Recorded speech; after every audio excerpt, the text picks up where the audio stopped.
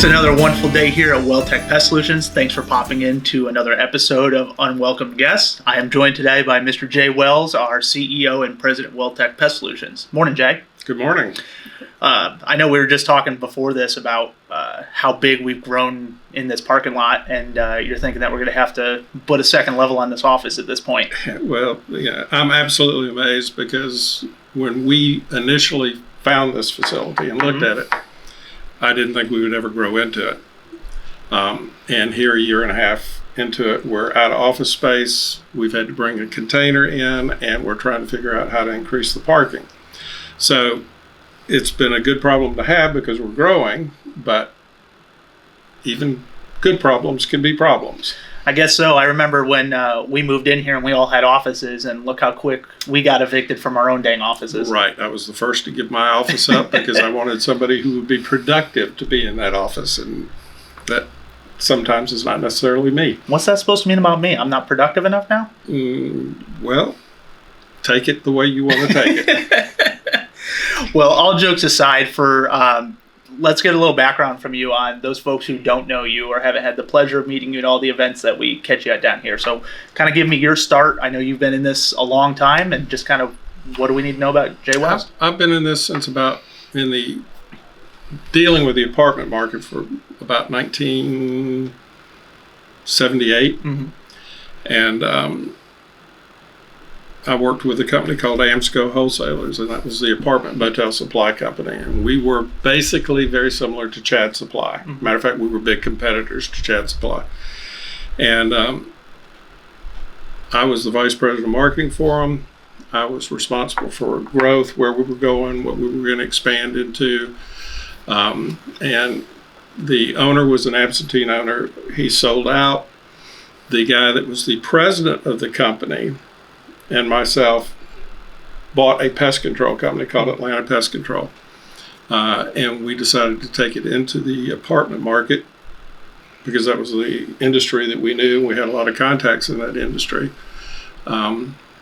Spent the first year meeting with management companies and finding out and asking them what's their idea of a perfect pest control company. Where do you see the problems are? Where do you see the strengths are?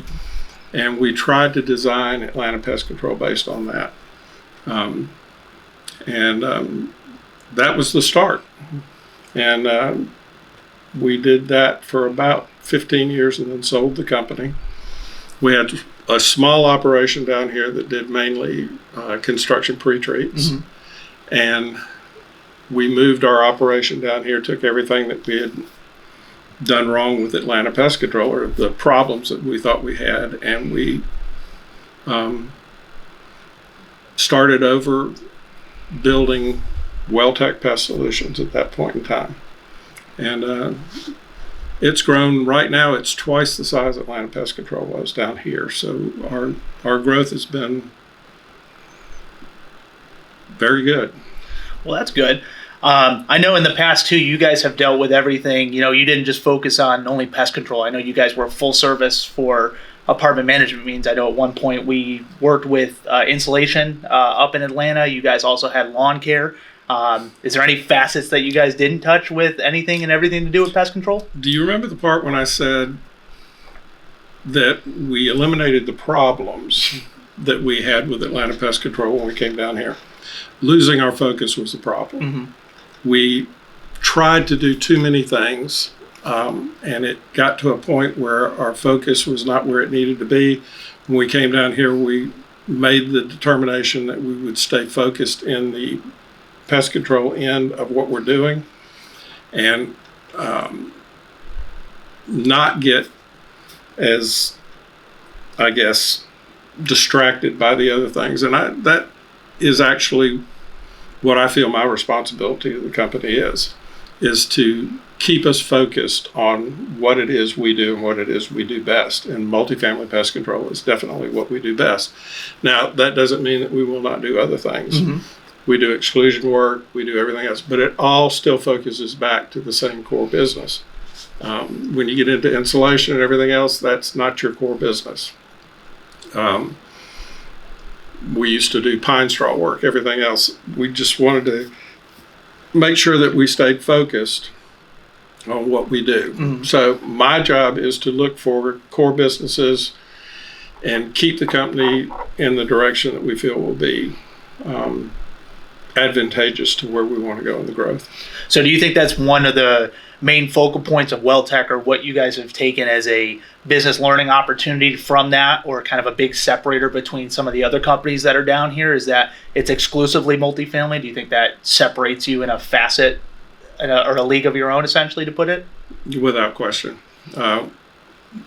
We are and strive to be the best, largest multifamily pest control company in the state right now. And I am licensed in Georgia, Florida, South Carolina, Alabama, and Tennessee. So those are all markets we can move into. Mm-hmm. And yeah, whether we'll ever move into those markets or not, I don't know, but there are possibilities. We are in the middle of expansion into this market right now, which has been a tremendous market for us. I mean, we're in Georgia. Well, we're not in Georgia. We were in Georgia, but we're in Tampa, Clearwater, St. Pete, Sarasota, Lakeland, Orlando, looking at going to Jacksonville, and we're actually having people who want to pull us into the Miami area. Mm-hmm. So growth in this market is still, we've still got to get 2 to 3 years to grow into this market before we look at outside markets. So you mean to tell me that there's no such thing as a secret sauce that separates us from another pest control company? There's not, the witch's brew you mix up in your bathtub that kills roaches on contact? Is that real separator, or is it just focus that you find? Well, when we first got into business, you could do witch's brews. The government has actually put a stop to witch's brews. We pretty much have all the same chemical that every other company has. And that being said, we have different ways of treating. When you look at multifamily as opposed to anything else, residential pest control is you've got one lifestyle in one building with exterior walls that go to the outside. Multifamily, you have multi-lifestyles in one building with connecting walls, which give roaches a highway to get from one unit to the other. So it's the most difficult type of pest control that you can do. So our training, our everything that we do with all our technicians, the chemicals that we purchase, everything is geared to how do you handle pest control in multifamily. And that's different. We have different types of training. We have particular chemical companies that actually use us as a test market for certain chemicals to see how they work, because our market is really hits on virtually everything that's out there. So yeah, it's a different market. It's our market. It really takes somebody who's going to be specifically geared towards that market. All of our trucks are set up to do that. Mm-hmm. And if you're going from Mrs. Jones's house to a restaurant, to a commercial building, to a multifamily building, those are all different types of pest control. And the training that's required to do all those things, to be the best at all of them, it tends to be mediocre, because you're not real good at any one thing, but you're able to do everything. Right. And I know you've talked a lot about, our focus, and at least, from being here year after year, it's engraved in my brain that you gear us towards being more of a sniper rifle than a shotgun. If you can handle everything, pest control, all the different types, you're good at getting a spread on everything, but not focused on getting good at one thing. And that's one of the things that I know you've strived since the beginning here, is getting really good at what we do and staying on our core business and core competencies. Our goal is to be the best in multifamily pest control. And we have constant feedback from our customer base, which helps guide us in where we want to go. We have really good friends in this industry. We're in the middle of getting one of the things that I'm trying to put together right now is an advisory board of people that are the heavy hitters in this industry that can get together, and we'll get together probably 2 or 3 times a year. Mm-hmm. And go over where this industry is going, where their industry is going, and see how we can merge the two to be the best providers of service for their industry. And we really need the help of the industry to do that. Although I hate to say it, but I mean, I've been in this business a long time, probably 40 years. And that's hard to do when you're only 29. I don't know how you do it. Revlon must be suing you for your glowing complexion at this point. Yeah, trust me, they're suing me.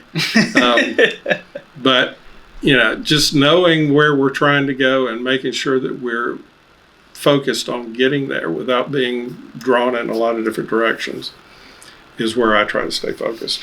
So do you think that the main difference between residential and multifamily focus, does it start at that training aspect, or is it a different approach of handling treatments with, dealing with an inspection basis first, or where do you kind of view those differences begin and how do we implement those here? All of the above. I mean, the inspection part is a huge part of what we do. You can't control an insect if you don't know what it is you're trying to control. So whether you're doing multifamily, whether you're doing residential, inspection is huge. Integrated pest management is a factor in both residential and in what we do. But you've got to do what you got to do to make sure that you can control the problem, because if you've got a severe problem in one unit, you don't want to treat that unit in such a way as you spread the problem to the units around. You have to do what we like to call enveloping, which is to take that and treat it in such a way as to kill the problem in that unit without spreading it to the units around. In residential, you don't have that problem. You're not going to spread it to the neighbors. You can go in and nuke the place and get rid of the problem. Nuke is probably not the right term, but you understand what I'm trying to say. You can go in and really make a severe treatment to make it go. We can't do that. We have to make sure that we do the best that we can to control the problem and not create a bigger problem. So that takes a lot of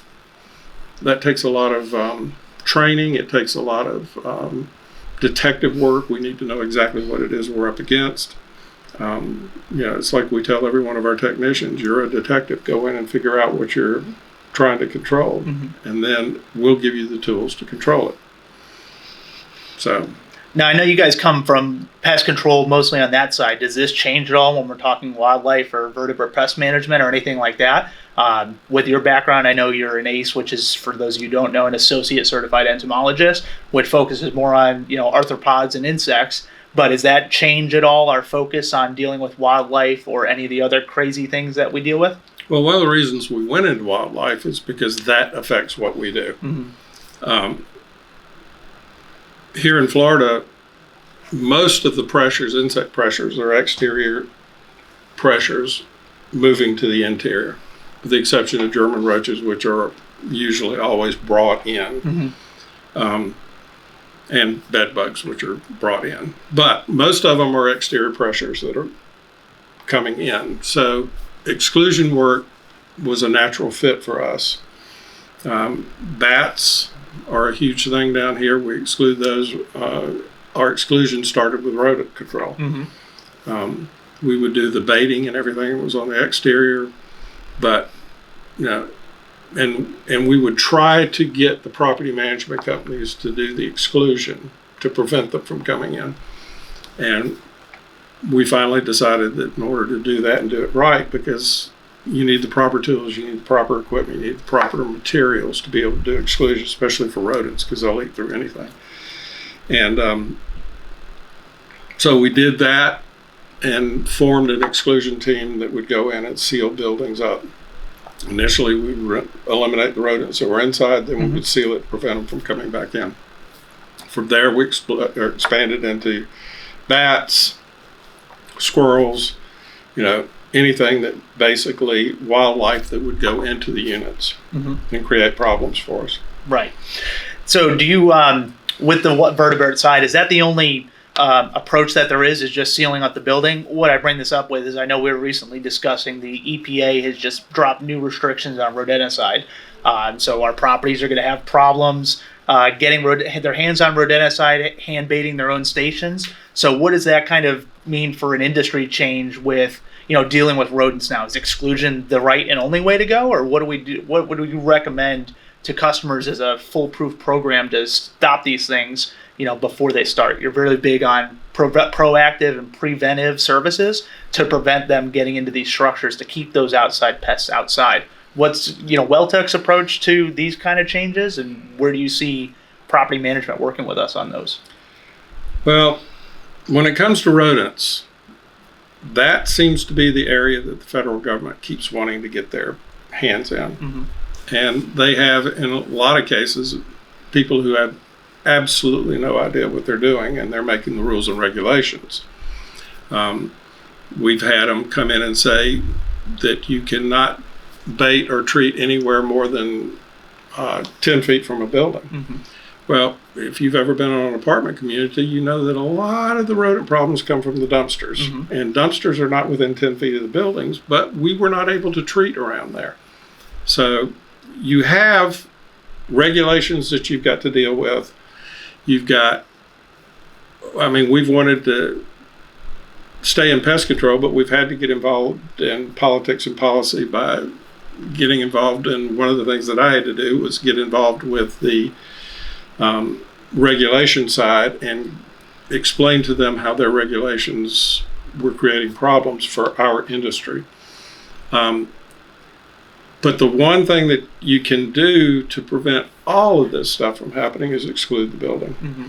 If the building is sealed up and you cannot have access to that building, whatever happens with the rules, regulations, the rodenticides, everything else that's out there, their inability to get it.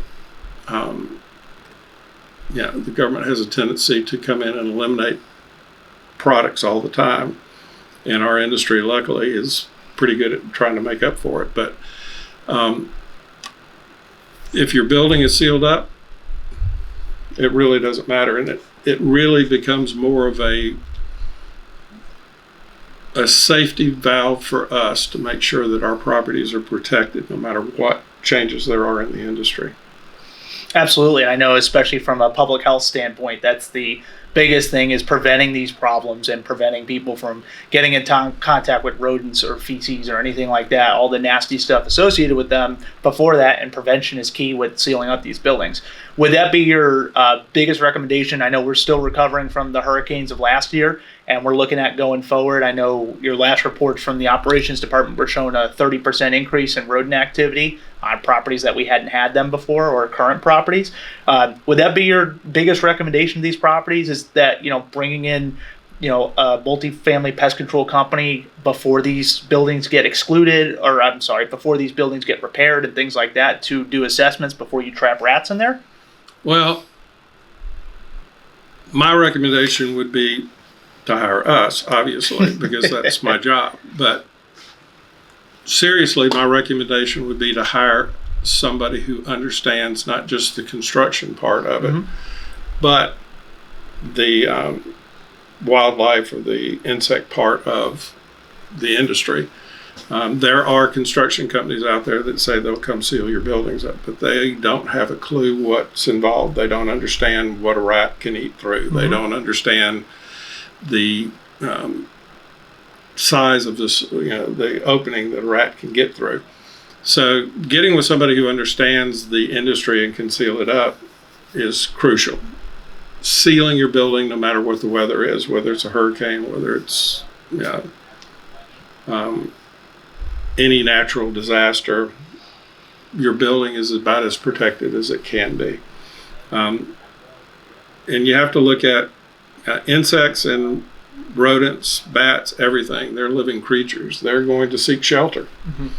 And that big building over there is a really nice shelter. And they're going to go to it. So you want to make sure that it's as sealed up as possible. So you don't find yourself with those unwelcome guests. You don't want to have the unwelcome guests, correct. So just for people to know... Unless they're going to pay rent, you don't want them in there. Or are you a victim to the afterlife? Are you a victim? Well, yeah. So just for those people who don't know, what kind of tolerances are you talking about when we're talking exclusion? People just think it's sealing up a building. What can a rat or a rodent or even a squirrel get or chew through? A full-size rat can get through an opening the size of a quarter. They have what's called a floating skeleton. Mm-hmm. Their skeleton, not like ours, they can take it and actually squeeze through a opening the size of a quarter. So it doesn't take much of an opening to get them through. And a lot of maintenance staffs believe that if you fill those openings with foam, that you're sealing it up. And you are from cold, you are from rain and weather, but you're not from wildlife or from rodents. So knowing what to use and having the proper material and everything else is crucial. So the new product that came out there, I know that's a big push now, is the specialty rodent foam from Great Stuff. You mean to tell me that that's no different than any other foam? It's not going to stop a rat from chewing into my apartment or my building? I'll never say that it's not different, because they put on the label that it's different, so obviously it's different. And I'm sure they advertise it on the internet, so if they advertise it on the internet, it's different. But I will say this, I've seen places where they eat through it like butter. Not quite as easily as the other, mm-hmm. but it's not the solution to the problem.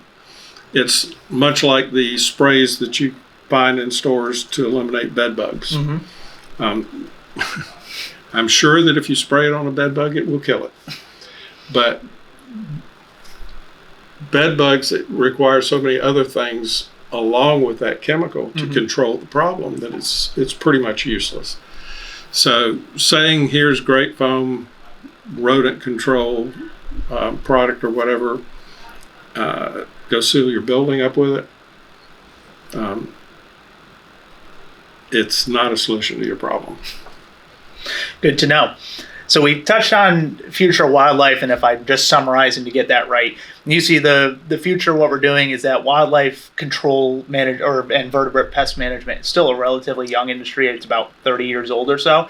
So a lot of it, we're seeing a turn, and we're taking a turn to do more preventative work, just like we would for regular pest control, preventing problems before they get in structures and solving it in perpetuity, not just being reactive. Where do you see the future of regular pest control going, just as an industry standard? What are the new things that you see going on? You've been in it a long time, and you've seen everything back from Durazban days where you'd glow and smell like high holy heck after you were done for days at a time, but you'd never have termites, to more environmentally conscious industry. What do we have coming up? That's why I look like this when I'm 29 years old.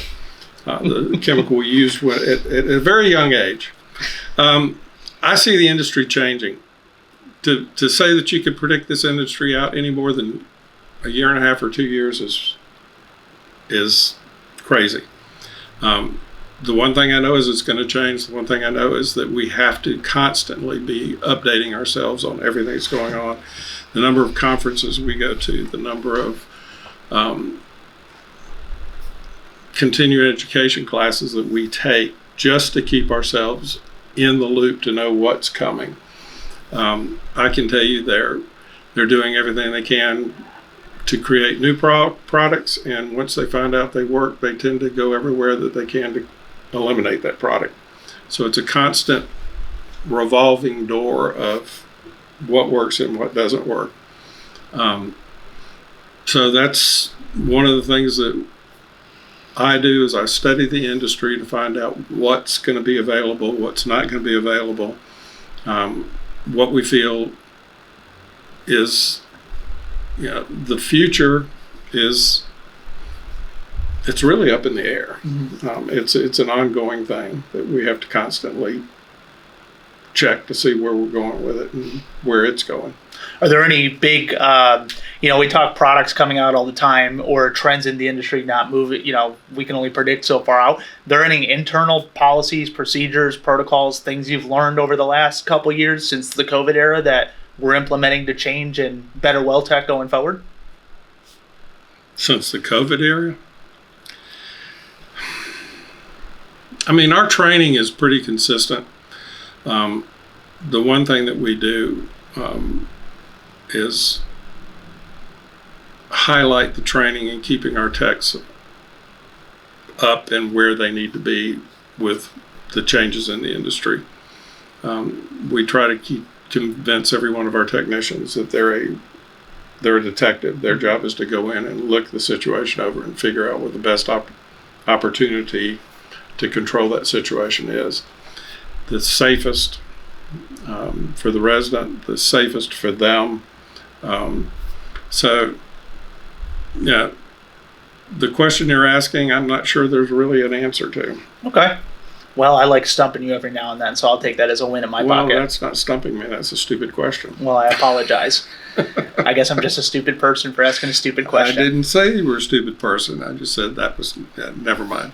It's okay. Your candor is always appreciated, Jack. I'm glad. You build me into the stronger shell of a person I am, kind of like a cockroach molting. I just keep getting a stronger and stronger exoskeleton from all these attacks. That's very true. Mm-hmm. So you, things are pretty status quo here. I would kind of agree that our training has remained the same and protocols, but I know we've adopted, NUCOA, which is the National Wildlife Control Operator Association standards. We're sending more guys out to state and national level training. So, which is fantastic. Kind of shifting gears here, where do you see WellTech's kind of role with multifamily? We talked a little bit earlier about markets that you want to move into, but what do you see us expanding as to become the experts in multifamily known across the state and the country like that? Well, one of the things that we've done is hire a director of marketing whose job is to put things together like podcasts, to put together websites, to put together email blast and information that we can get out to let people know that we're here and that we are the experts in what we do, that we are the experts in multifamily pest control. And we actually want to let people know that whether you use our service or contracted with us or not, that we're here as a valuable resource for you. Pick up the phone, call us, ask questions. We'll be glad to tell you through the years of experience we got what the best way to handle that situation is. And by hiring that director of marketing to get the word out, I like to say we've always been the best kept secret. Mm-hmm. Well, it's time to let the secret out and let people know that we are here, what we do, and that we do specialize in this industry. And there are very few companies that specialize in this industry. Most of them, they get involved in it until they can get the other aspects of their business up and running. Then they get out of the multifamily. Mm-hmm. Well, it's our industry. It's what we do. It's what we believe in. It's what we train for. It's what we constantly work on, is to be the best in this industry, to be the number one pest control company that the multifamily industry goes to solve their problems. And, like I said, we're the best kept secret, and now we're working hard to get the word out that we are here. We're here as a resource. Please utilize us as to the best of your ability and what you feel you need. What's that feeling like, going from being the best kept secret and now the genie's out of the bottle? And I know we've been around the state at trade shows and people go, "Oh, Welltech," and I mean, it's like you and John have a boy band or something like that, and these people flock to you, ready for autographs and signing contracts and things like that. How does that kind of feel to go from small mom and pop to, you used to say we were a small company in the big pond, and now we're, getting bigger and well known everywhere in a bigger pond? Well, I wish I could take credit for it, but we have a great team. We really do. I mean, you came in as a baby. We actually raised you. Thanks, Dad. And we got you before you knew anything else, so we were able to indoctrinate you. We have, Doug Bacon is our director of operations, and he's amazing. The team that we have behind us to help us get to where we want to go is why we're getting to where we want to go. You can only do so much. One of the things you've got to learn to do, and one of the most difficult things as a business owner, is to learn to delegate, to trust other people to take your vision and run with it. But you can't grow until you get people that can see your vision and believe in it and help you get there. So, I take great pride in it, obviously, but I also understand that although John and I were probably the seed for it, the ability for this company to get where it needs to go is going to be in the hands of our team members that work here. What's your biggest tip to, just from a business owner standpoint, how do you get people to take that seed and grow with it? How do you communicate your vision out to get people on board, especially, coming from small mom and pop with limited resources to grow something that turns into a place that people want to cultivate this culture of exceptionality and being the best at what we do? Well, we've always treated this company like it's a family. And everybody in it, when they come to work with us, is a part of that family. And it sounds hokey because a lot of people say that, but we truly believe it is at the core of what this company is. If somebody needs something, they can pick up the phone, call me. They can come, I would say through my office door, but I don't have an office anymore. That's true. But I'm here, and they're welcome to come talk to me about anything, whether it's a problem with their family, whether it's a problem with business. And the thing about it is, whenever you're hiring somebody or they're coming in, you tell them that, but nobody believes it until they've been here for a while. And I mean, we've got people that used to work with us that have had problems physically or whatever, and we still take care of them. That's just what you do. And when people see that it is truly a family, hopefully they treat it like a family. And so far, that's exactly what's happening. Well, I'd hate to be the one to write all your Christmas cards at the end of the year for how big this family's growing year on year. I feel bad for you and Sandy with all the postage. Did you not hear the part about delegating? Smart man. Yeah, you delegate those things. And to be very honest with you, my wife Sandy, he mentioned her, and she is a valuable part of our team. She is the one who manages the money and makes sure that we're able to. I'm the one who's responsible for getting it, and she's responsible for paying bills, managing money, and getting the money collected and everything else. And she does an amazing job with that. She's going to want you to cut this out because she goes by the name of Hardy. She does not use the Wells name. And I asked her, I said, "Are you ashamed of being a Wells?" And she said, "No, there's enough damn Wells in this business that don't need to be anymore." Okay. So, but yeah, everybody, we started as a family growing the business, and we just treated it like a family as it's grown. And it's, do we take pride in it? Without question. To envision something, start it, and it started with, a hope, a direction, and a dream, but not a lot of money, and, working on getting things going.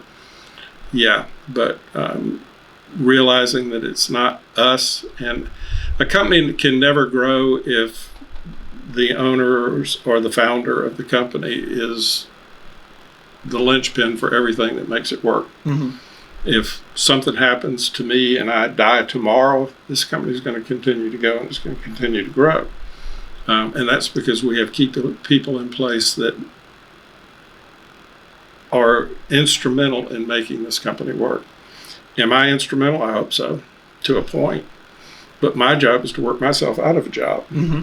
My job is to be the person that, as I train somebody to do more and more, I go in a different direction or something else and turn that over to them and not second guess them on it. So, we have pride in it. I know John does. And,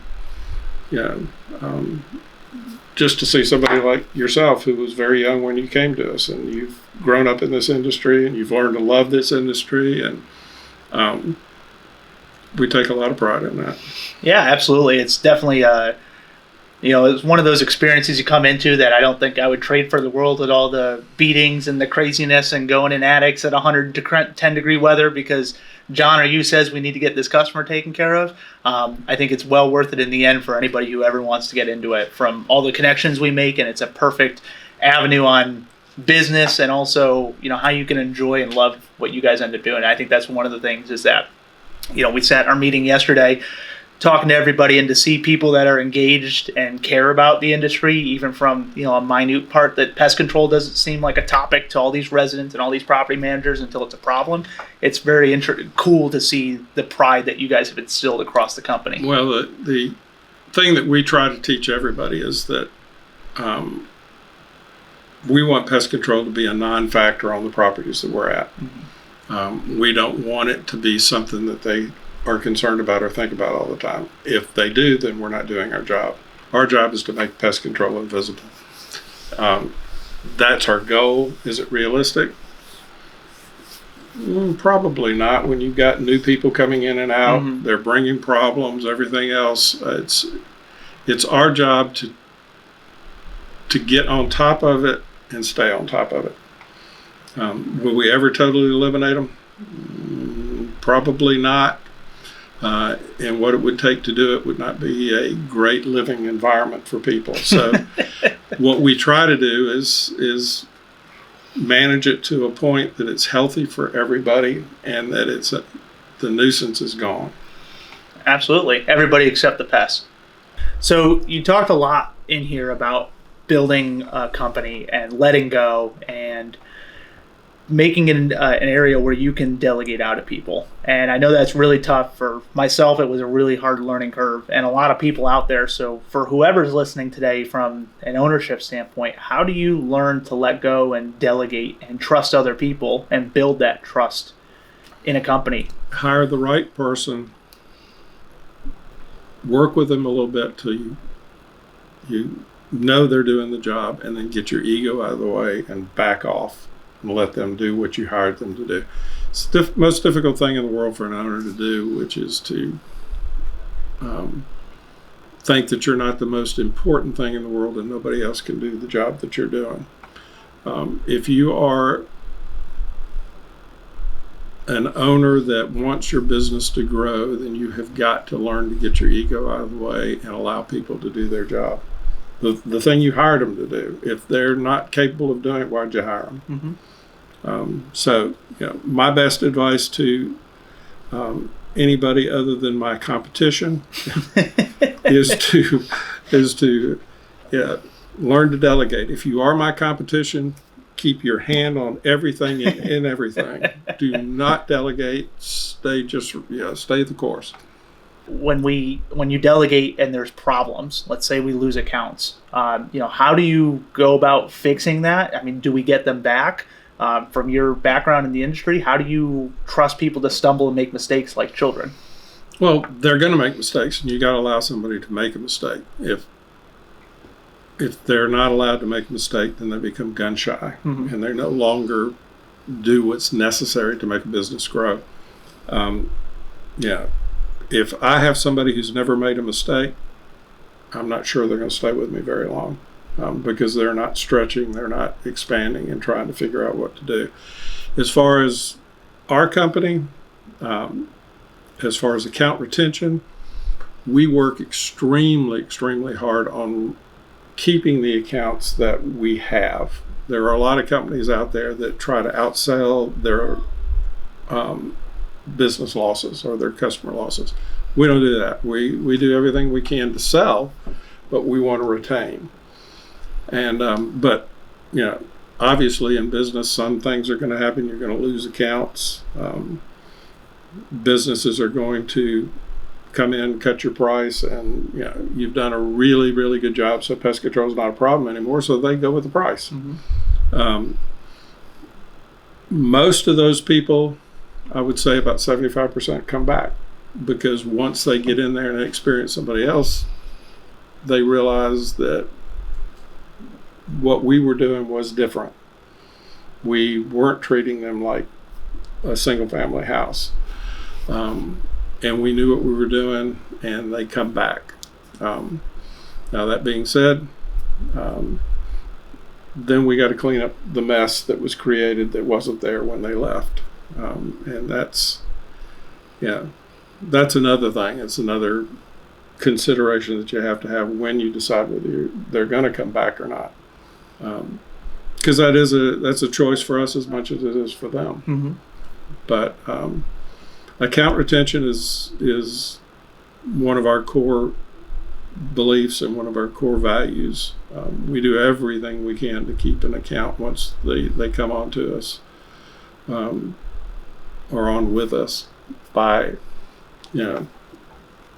service, offering training sessions for their staff. We try to do things that are a little bit different. We offer facilities for their corporate meetings. We're not just a pest control company. We've become a partner, and we're interested in their business growing as well as ours, because if their business grows, we grow with them. So it's not just going out and being this pest control company. It's going out and being a partner with our customers and providing services that no other pest control company is going to provide for them.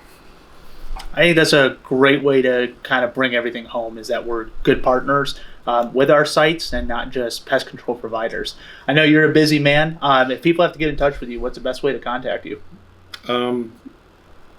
You can email me at jwells@welltechpest.com, or just call the office and they'll put you right through to me. Perfect. Well, I don't want to tie you up. I know you got lunch at my holes today, so I want to make sure that we get you there on time.